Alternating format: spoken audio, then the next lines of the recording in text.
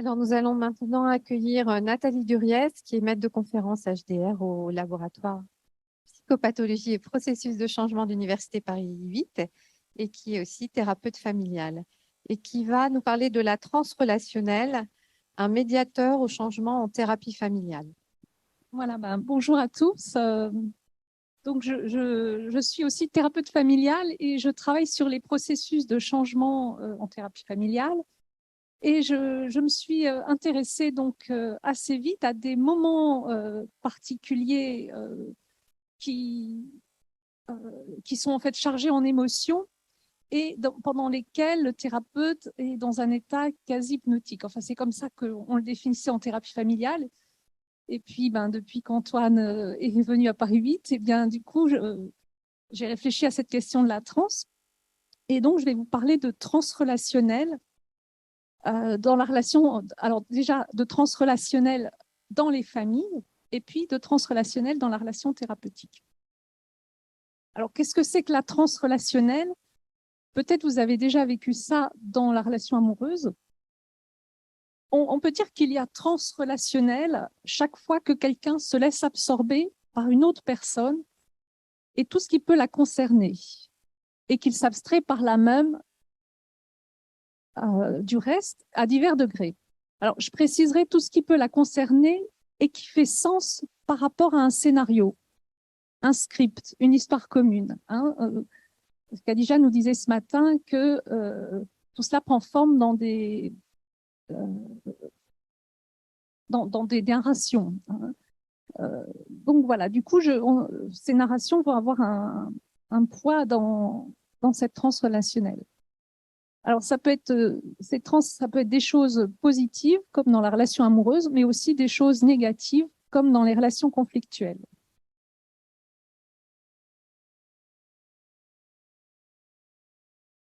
Voilà.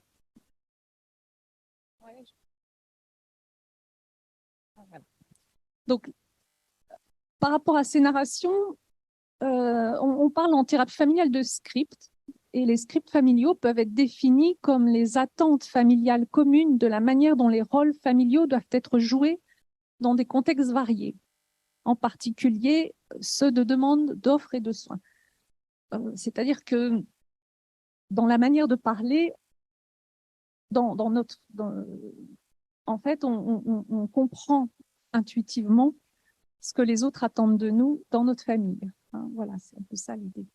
Donc, chaque membre de la famille connaît tous les rôles impliqués ainsi que le rôle particulier qui lui incombe. Le terme attente implique l'anticipation de ce qui doit être fait et dit dans le cadre des relations familiales, ainsi que la pression familiale qui pousse à jouer les rôles comme attendu. Plutôt que de parler de script, certains vont parler de mythe familial comme Ferreira. Pour Ferreira, le mythe est un ensemble de croyances irrationnelles, une distorsion de la réalité qui est vécue comme une réalité par la famille. Alors moi, j'aime bien le mot script car il indique bien que le mythe émerge à partir des narrations que nous faisons des situations. Et ce sont ces narrations qui nous conditionnent en quelque sorte à nous comporter d'une certaine manière. Alors la transrelationnelle, c'est quand on se met à fonctionner justement par rapport à ce script ou à ce mythe et que notre conscience est complètement absorbée par tout ce qui vient valider ce script et qu'on ignore ce qui ne va pas dans le sens du script. Alors quel est le processus qui nous amène à ces états de transrelationnel?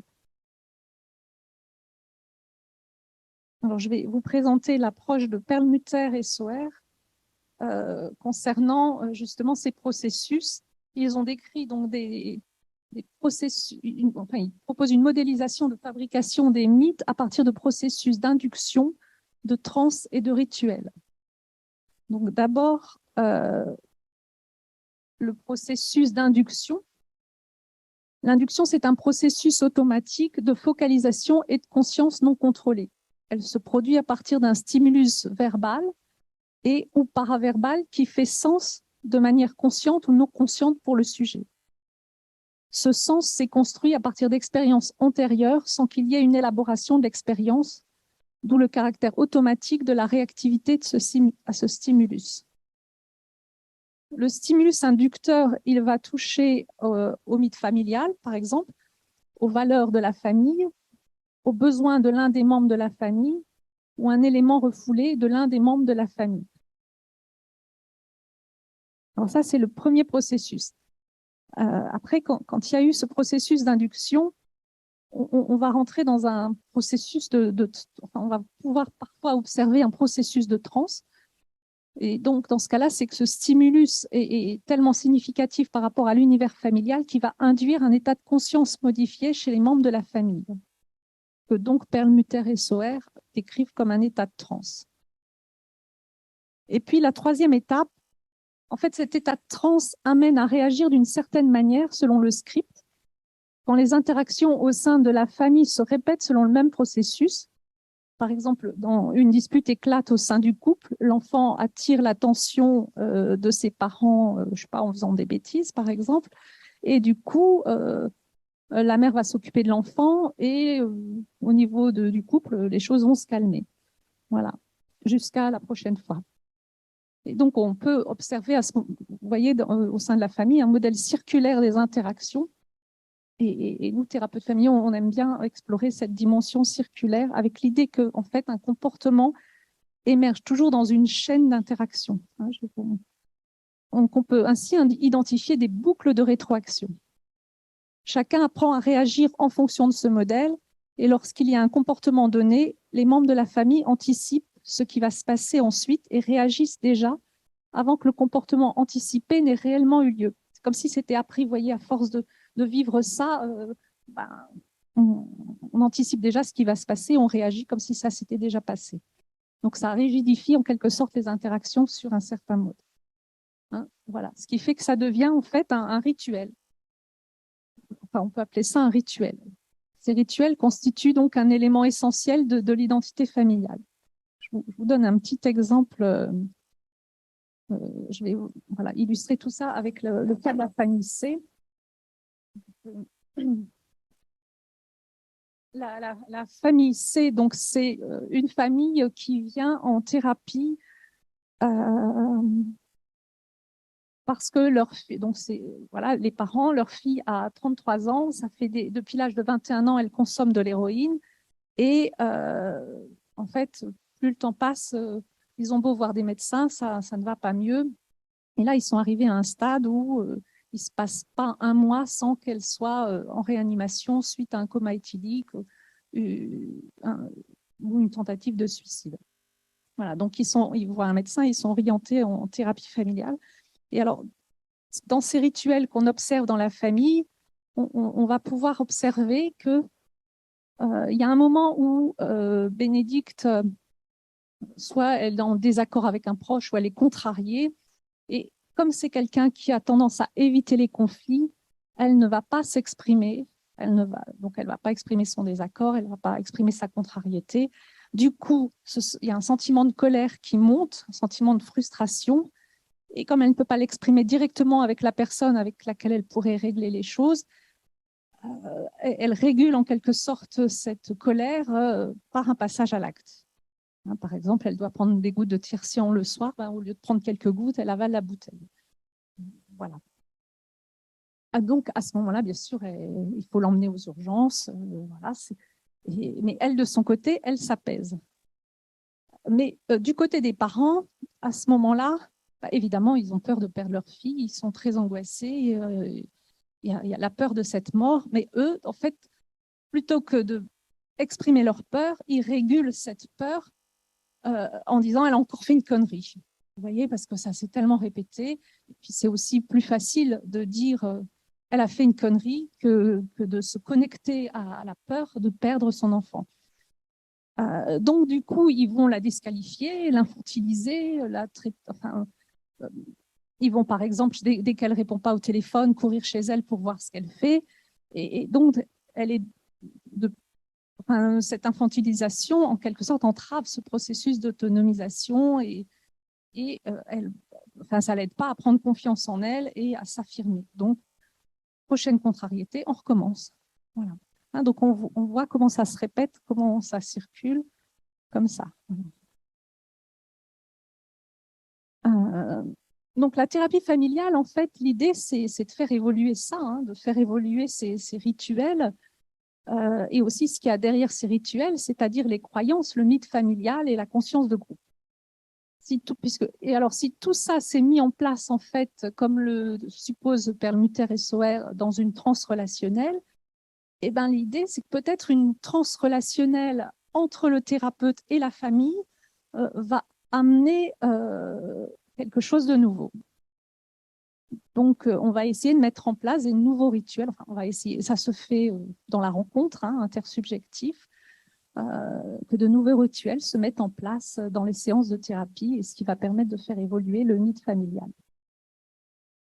Alors déjà, la transrelationnelle va permettre aussi au thérapeute de se connecter au système familial, et dans notre jargon, on parle d'affiliation. La réceptivité, la présence et l'authenticité du thérapeute sont déterminants dans ce processus d'affiliation et de transrelationnel. Alors, mon hypothèse, c'est que suivant la théorie de Perlmutter et Sauer, nous supposons que nous allons retrouver des processus d'induction et de transe chez le thérapeute quand il perçoit des éléments significatifs du mythe familial. La transe du thérapeute va permettre l'affiliation et la formation du système thérapeutique. Nous observerons alors une transe relationnelle qui guide le thérapeute pour trouver la métaphore juste et amorcer chez la famille un processus de contre-induction et une prise de conscience de leur contexte relationnel. Alors, si on reprend le cas de la famille C, on voit que les parents sont épuisés par les passages à l'acte de leur fille. Ils ont peur de la perdre, mais ils régulent leur peur par de l'agressivité envers elle. Puisque c'est plus facile de s'énerver que de se connecter à la détresse qui amène Bénédicte à ces passages à l'acte. La colère, le rejet s'inscrivent donc dans la transe relationnelle entre les parents d'un côté et Bénédicte de l'autre, alors même qu'ils partagent un mythe de famille unie. Voilà, ils se présentent comme une famille unie. En régulant leur peur de cette manière, ils montrent la faille du mythe et la nécessité de le faire évoluer, et ils ne prennent pas en compte sa subjectivité et sa grande sensibilité.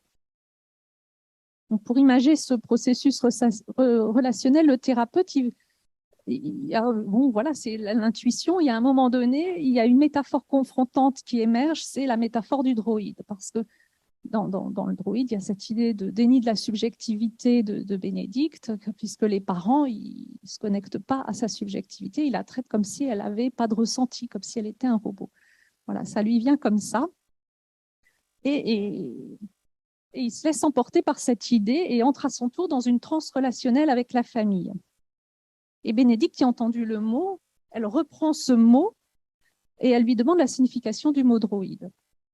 Et du coup, cette métaphore qui va être filée dans la séance va agir comme une contre-induction qui induit une transe autour de la crédibilité de ce mythe d'harmonie dans la famille, puisqu'on ne peut pas être à la fois une famille unie où finalement l'un des membres de la famille est un robot. Et durant la séance, la mère va faire le lien entre ce qui s'est passé durant les générations précédentes. Mais bon, je vais leur laisser la parole pour expliquer ce qu'ils ont vécu. En fait, donc il y a un nouveau positionnement et elle dit, en fait, elle va faire le lien entre ce qui s'est passé pour elle quand elle avait 17 ans. Son père est décédé et elle a dû prendre en charge la famille, arrêter ses études parce que sa mère était dépressive et qu'elle ne pouvait pas assurer. Et du coup, elle réalise que quand sa fille est née, plutôt que de s'occuper de sa fille, elle s'est mise à travailler comme si son mari était mort. C'est-à-dire comme, vous voyez, souvent, on veut pas que nos enfants vivent ce qu'on a vécu nous-mêmes. Donc, on met en place des solutions comme si nos enfants allaient avoir le même problème que nous. Et parfois, ces solutions, enfin même très souvent, ces solutions deviennent le problème. Donc, au moment de la naissance de sa fille, au lieu de s'occuper de sa fille, elle se met à travailler. Donc, elle dit, à partir du moment où Bénédicte est née, je n'ai plus été la mère de Bénédicte, mais je suis devenue veuve en puissance. C'est-à-dire que ce que ma mère n'avait pas pu faire pour nous, c'est-à-dire prendre le relais, moi, je le prenais du vivant de mon mari et je suis devenue veuve. Et là, j'ai commencé à m'occuper non plus d'un travail que je faisais, mais d'une carrière pour avoir des sous. Et elle dit avec humour, mais d'avoir pensé ça d'une manière complètement naturelle, comme de me dire, par exemple, bon, il faut que j'achète des pommes de terre si je veux faire une purée ce midi. Pour moi, c'était aussi simple que ça. Jamais j'ai psychanalysé le bazar. Voilà.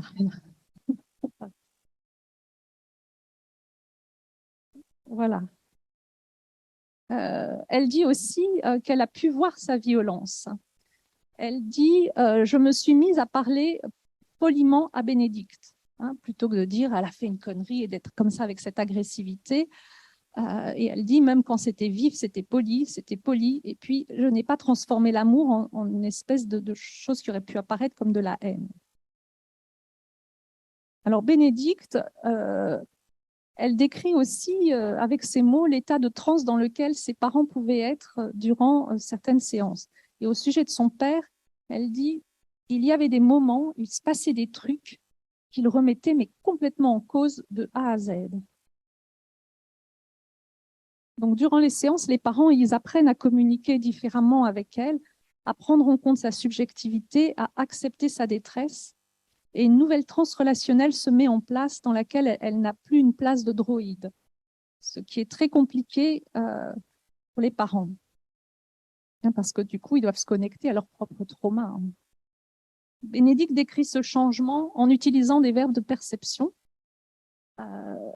Donc, je cite Antoine, c'est dans la conscience corporelle que les choses vont s'inscrire et de cette conscience corporelle, il va y avoir quelque chose qui va accompagner, qui sont les émotions et une intensité émotionnelle qui permet de soutenir un peu plus la dimension d'exception de ce qui est vécu. Autre chose pouvait dire, par exemple, Bénédicte, c'est on sortait de séance, on était shooté. Donc, on voit que cette transe relationnelle est un médiateur du changement. Bénédicte vit dans son corps ce changement, cette manière différente de communiquer chez ses parents sans agressivité. Elle dit, je me rappelle d'une impression, d'une séance, je me dis, j'ai failli me trouver mal de soulagement. C'est comme si, donc je lui demande, vous avez le souvenir de cette sensation dans votre corps? Et elle dit, ah oui, vraiment, c'est comme si on m'avait enlevé des tonnes et des tonnes et des tonnes. C'est toujours la même chose, la culpabilité. Voilà, donc on voit que dans cette famille, le temps s'était arrêté à la mort du père de Madame C, alors qu'elle n'avait que 17 ans et n'avait pas permis aux parents de répondre aux besoins d'attention et d'accompagnement vers l'autonomie de leur enfant. La transrelationnelle a permis de faire évoluer le système familial auparavant organisé autour de la perte, en bousculant la famille par rapport à ce mythe de la famille unie et en soulignant avec cette métaphore du droïde que les parents ne parviennent plus à communiquer avec elle, en tenant compte de son humanité, les parents, donc le thérapeute met en place une transrelationnelle et le système thérapeutique se met en place. Cette peur qui s'exprimait auparavant à travers l'agressivité va laisser place à la confiance, à une meilleure communication et à une régulation émotionnelle plus adaptée. Une frontière plus claire entre les parents et leurs filles se dessinera peu à peu et Bénédicte s'affirmera davantage. En conclusion,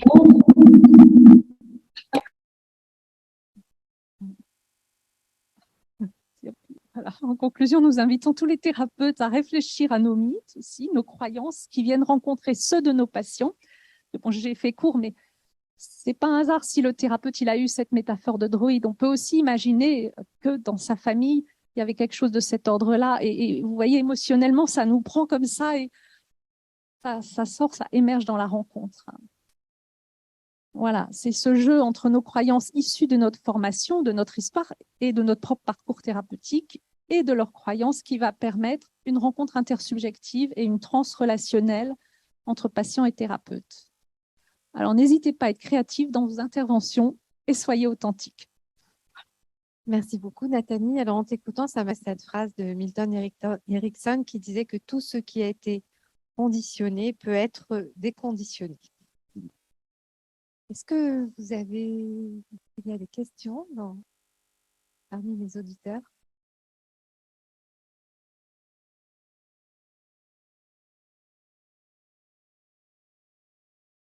Magali.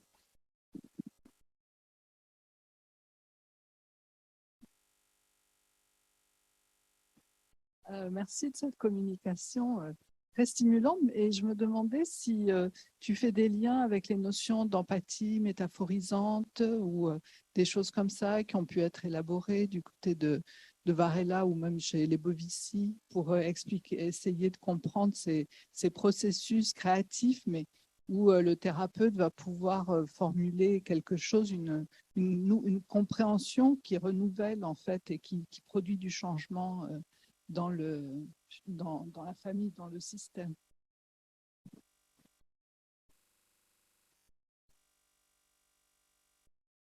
Oui, c'est enfin, là, il parle d'énaction, et effectivement, c'est enfin, le moment où il y a ce mot de droïde, ça provient, enfin, c'est ce qu'on peut appeler une inaction, enfin, c'est un processus d'énaction. Alors évidemment, il ne va pas le décrire comme de l'empathie parce qu'on est plutôt dans les techniques de provocation. Mais en même temps, s'il a la métaphore juste, c'est parce qu'il est connecté. Alors voilà, enfin, bien sûr, il y a de l'empathie. Il y a de l'empathie. Hein. C'est à la fois parce qu'il y a une, enfin, c'est-à-dire qu'il comprend intérieurement dans son corps ce que vit la patiente. Vous voyez? Et, et voilà. Mais c'est un peu ça l'empathie. Hein. Voilà. Et ça se fait dans la rencontre.